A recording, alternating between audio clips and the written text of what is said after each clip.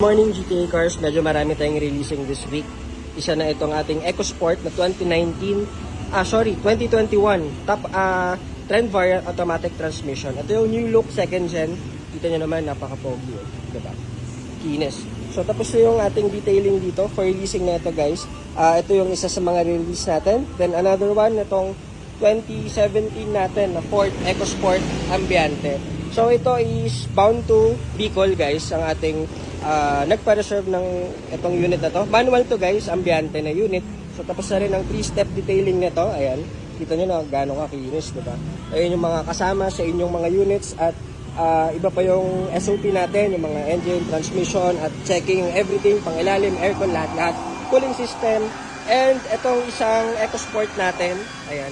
So ito yung una nating ma-release, yung ating 2017 na titanium bound to, ito naman is Zambales sa ating Seaman na client, kaya marami tayong client sa Seaman. So ito yung mga releasing natin, guys, at may isa pa tayo dito. Yan yung ating new look na EcoSport din. Ito is 2019 naman, second gen na EcoSport. Ayan.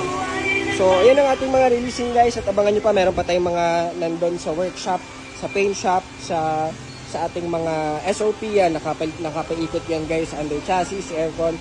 So yan ang update sa ating mga releasing for today, at unahin na natin yung blue tapos itong tatlo. Thank you, good morning GTA Cars, salamat.